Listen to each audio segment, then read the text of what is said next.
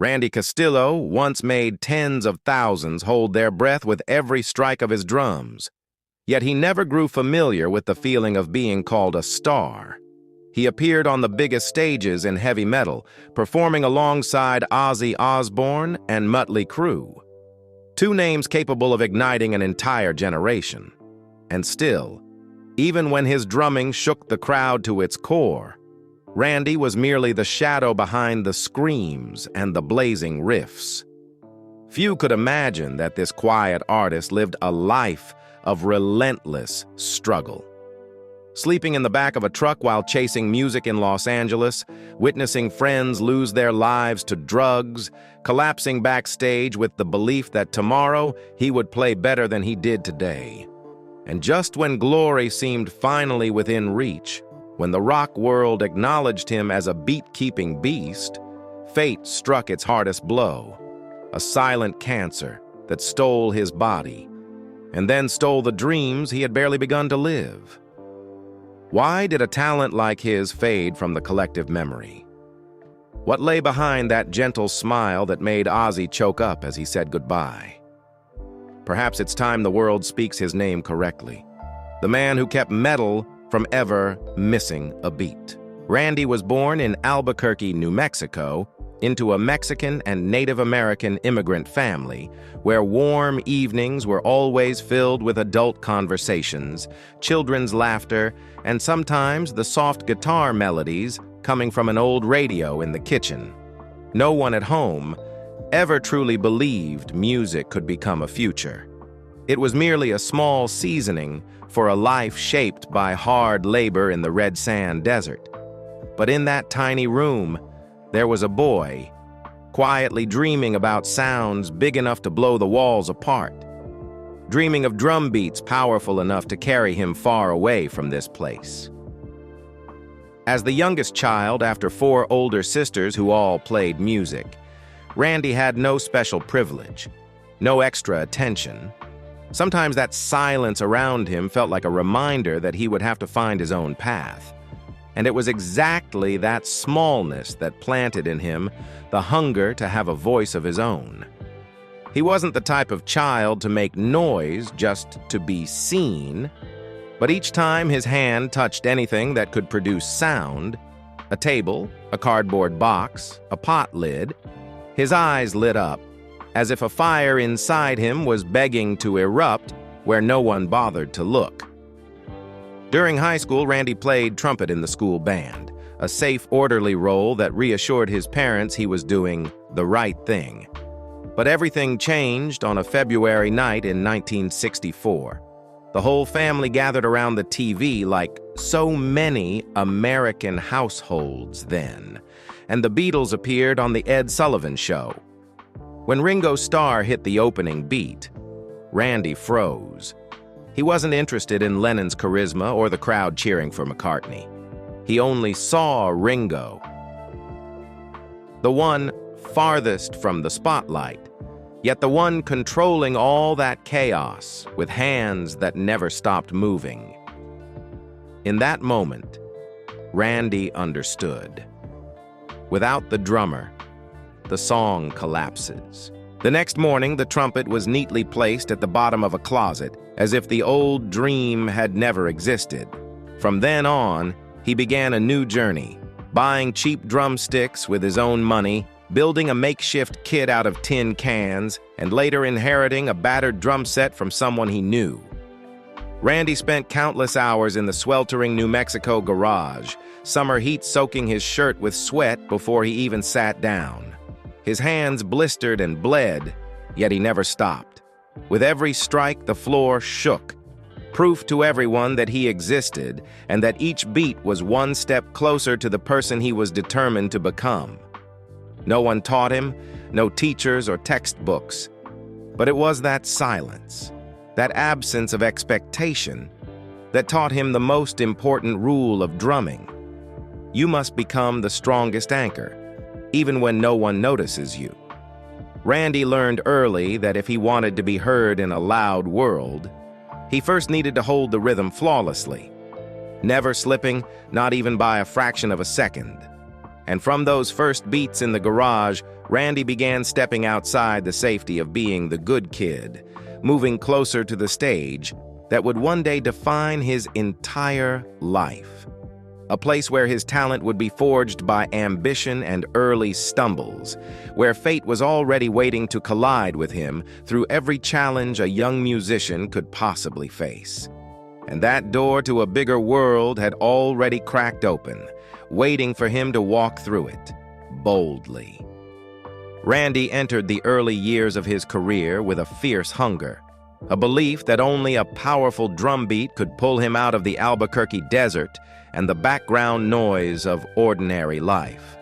After leaving the garage where his drums once echoed against New Mexico's sweltering walls, he joined a string of bands, the Tabs, the Mud, and the Wombleys, where he tested his endurance, learning how to play 4 sets a night in dimly lit bars, thick with cigarette smoke.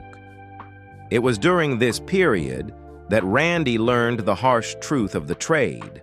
On those makeshift stages, missing the beat even once could mean being replaced the very next night. But that very pressure sharpened something special in him. He didn't play drums just with technique, but with survival instinct. The Wombleys eventually relocated to Denver, Colorado, hoping for bigger opportunities. Yet the band fell apart before Randy ever saw a true way out. What he was left with was experience, and the conviction that he deserved more than forgotten roadside bars. In 1980, Randy recorded with a band called The Offenders, his first real career milestone. Working with Randy Rand, Autograph, and Glenn Scherber, Badfinger didn't just prove he could hold his own in a studio like a real professional, it also opened his eyes to a new philosophy. The drummer wasn't merely a timekeeper, but a part of the song's very soul. Every hit needed meaning. Every beat needed its own voice. A defining moment came when Randy finally left Albuquerque and headed straight for Los Angeles, a place where dreams could become careers, but where thousands of hopeful musicians left in disappointment each year.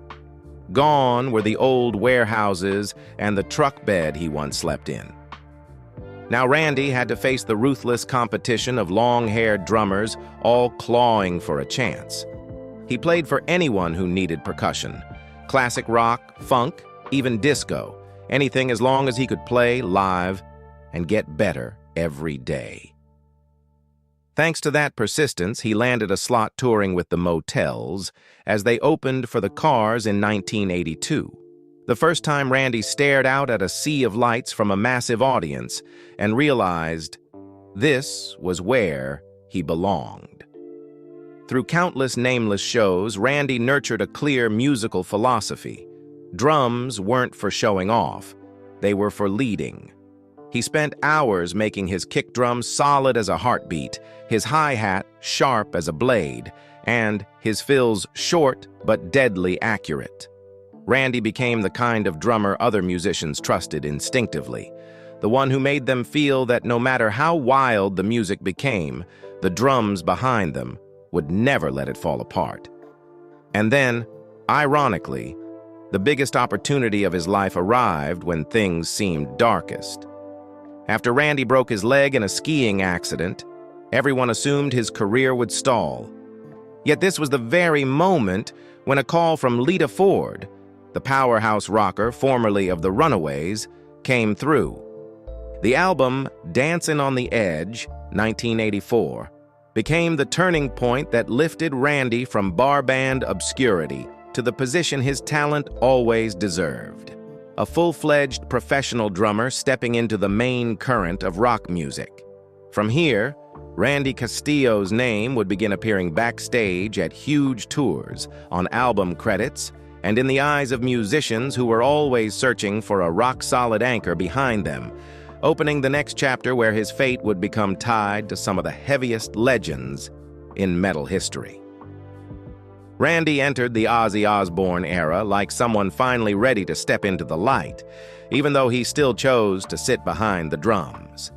In 1985, the opportunity arrived when Ozzy invited him to join the band, and just a year later, the first album featuring Randy, The Ultimate Sin, 1986, was released, marking his official arrival on the front line of global heavy metal. It wasn't a critically adored record, but Randy's solid, tactical drumming helped Ozzy carve out a new direction for the 1980s. 2 years later, No Rest for the Wicked, 1988, arrived like a statement that Randy was no longer Ozzy's drummer. He was a piece of this sound's very soul. If Zakk Wylde's guitar was a scream, Randy's drums were the punch-landing square in the listener's chest.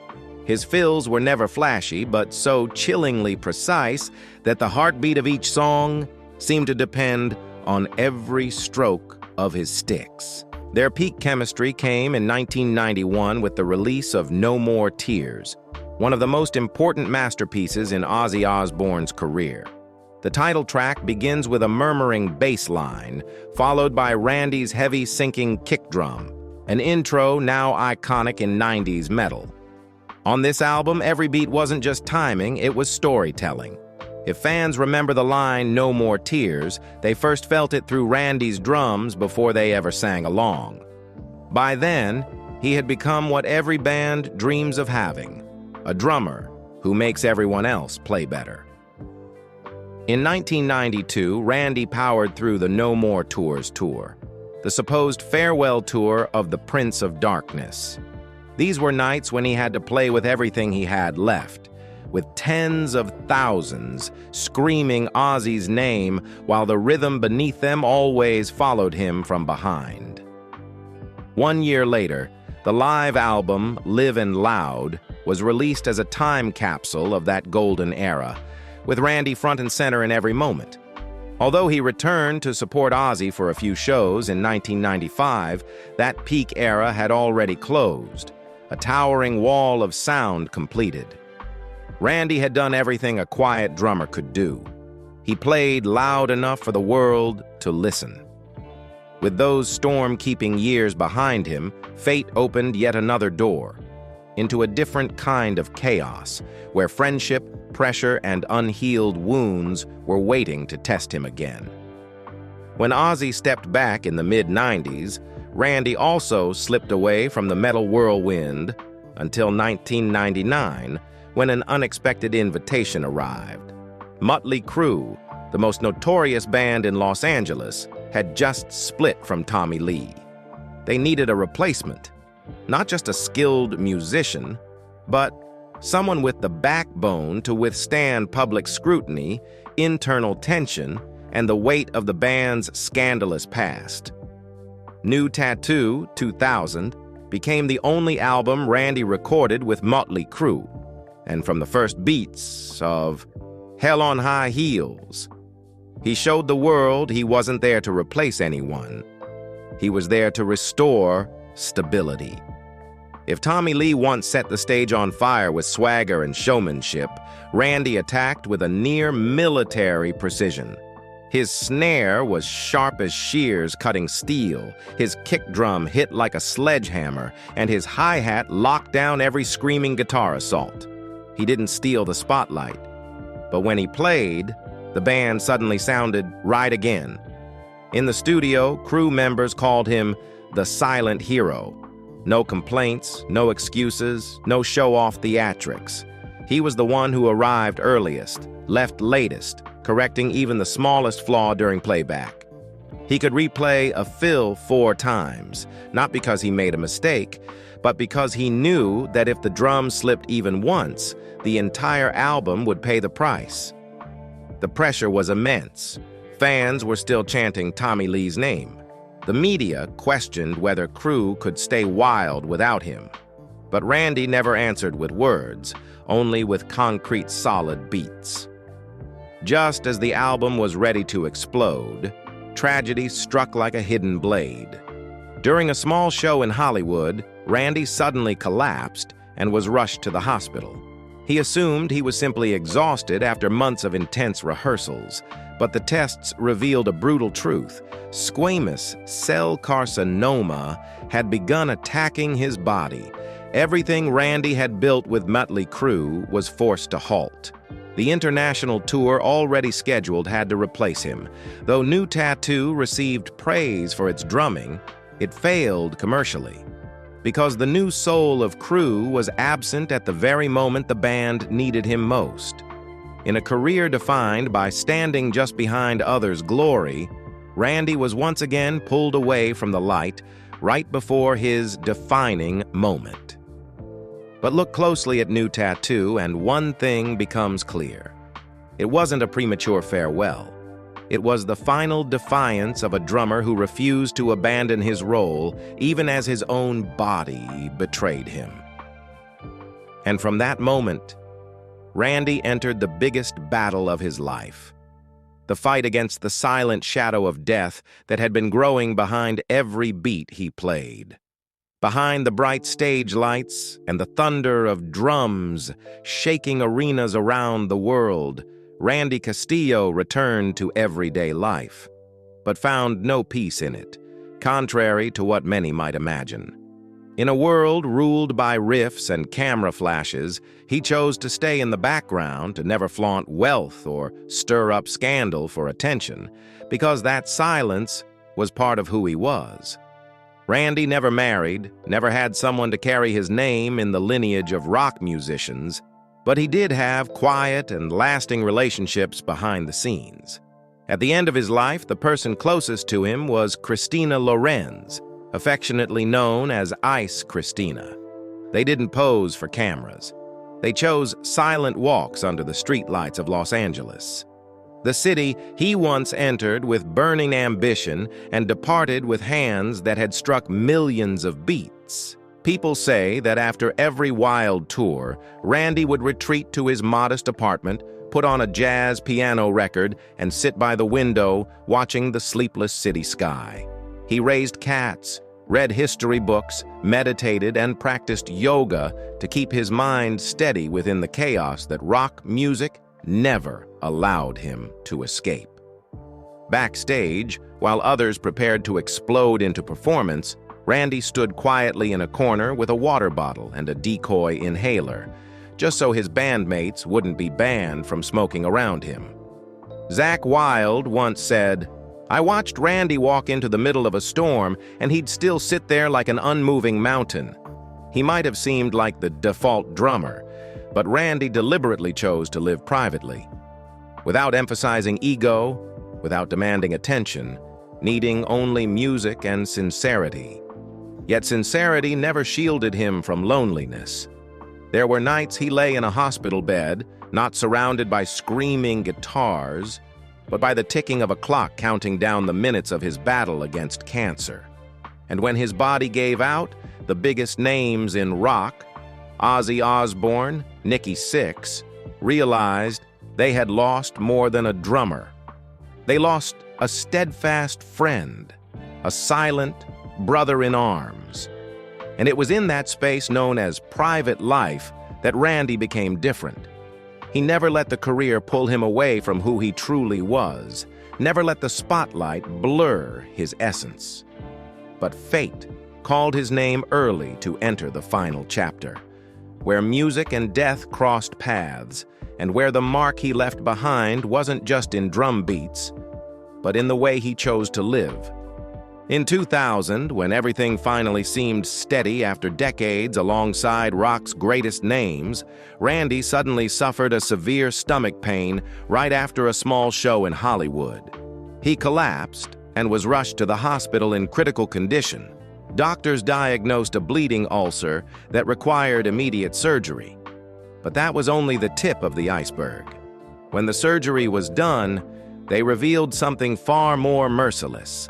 Squamous cell carcinoma had already formed within his jaw, a silent enemy waiting for the moment to destroy what dreams he still had left. Randy entered long cycles of chemotherapy, surgery, and mornings spent confronting the mirror, watching his hair thin, his cheeks sink, and the once confident light in his eyes dim into sadness. There were moments when the cancer retreated, offering hope that he might return to the stage fully again. But it refused to let him go. It returned faster, fiercer, as if trying to steal what Randy always protected most, his ability to keep the rhythm of his own life. And still, he didn't abandon his role. He continued showing up at a few final events, pushing himself upright backstage, guided to his familiar seat behind the drum kit, the place where he had always felt powerful and unbreakable. When the sticks were placed in his hands, he played as if there were no pain. He kept time until his body no longer could. That was how he said goodbye to the stage, not with tears or grand speeches, but with the very music that defined his existence. On March 26, 2002, in Los Angeles, Randy Castillo took his final breath at age 51. No more drums, no more lights, just the shattered hearts of the musicians who once stood beside him. Ozzy Osbourne choked through grief. "I'll see you on the other side. Randy, I love you." Nikki Sixx wrote, "You always smiled, always kind, and we all know you fought to the very end." In a world where many become legendary for how loud they are, Randy chose to depart in respect, sorrow, and silence. Exactly how he had lived and played for decades. Randy Castillo was never the one standing in the spotlight, yet only after he was gone did people realize a nearly bitter truth.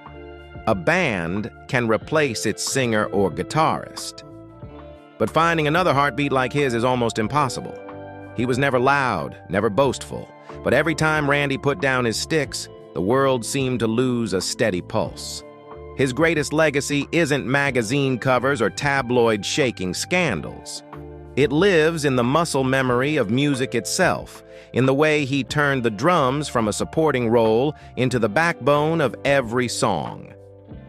Listen again to that opening roll in No More Tears, the deep, decisive kick drum in Miracle Man, or the driving rhythm powering the entire The Ultimate Sin tour. Every sound bears Randy's unmistakable mark, solid, relentless, and full of soul. To those who played beside him, Randy was not just the drummer. He was the band's anchor. In the world of heavy metal, where egos often eclipse the music, Randy embraced a different philosophy. If I do my job well, the whole band shines. And he lived up to that, right to his final breath. His death shook the rock community.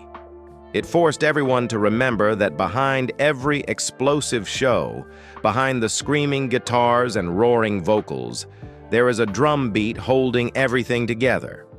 After the quiet funeral, tributes poured in from across the industry. Zakk Wylde said, "Randy never needed the spotlight. The spotlight always found him." In 2014, the documentary The Life, Blood, and Rhythm of Randy Castillo was released. Not to mythologize him, but to tell the story of a hero in the shadows, a man who stayed kind in an industry that is rarely kind in return. Even today, young drummers watch Randy's live performances to learn how to keep time with their hearts. And every time No More Tears thunders through speakers anywhere in the world, that is Randy. Still alive, still guiding millions of hearts to stay in rhythm with rock and roll. He once said, "I don't need to be out front. I just need to be heard." And now, the whole world hears him, louder than any scream could ever be. Randy Castillo left with so many things unfinished, an album in progress, a promise to return to the stage, a dream to keep driving the pulse of rock. But perhaps those unfinished pieces make his story even more beautiful. Because a true artist isn't measured by how long they lived, but by the moments when they made the world stop and listen. If music is a loud race among legends, Randy is the one who crossed the finish line quietly, earning the absolute respect of all who understand how vital a heartbeat is. And it is that quietness that makes him a rarity, a legend who never needed the title. Now, whenever the drums crash in a song he once powered, It isn't just sound. It is his blood still flowing through rock and roll, steadfast and proud, just as he lived. If you've ever nodded your head to No More Tears or felt adrenaline rise from a blazing drum fill, then you already carry a piece of Randy within you. Share your thoughts about this silent drummer in the comments below. And if you want to continue discovering the hearts of rock that beat behind the spotlight, don't forget to like, subscribe, and hit the notification bell. Because stories like Randy Castillo's deserve to be heard again.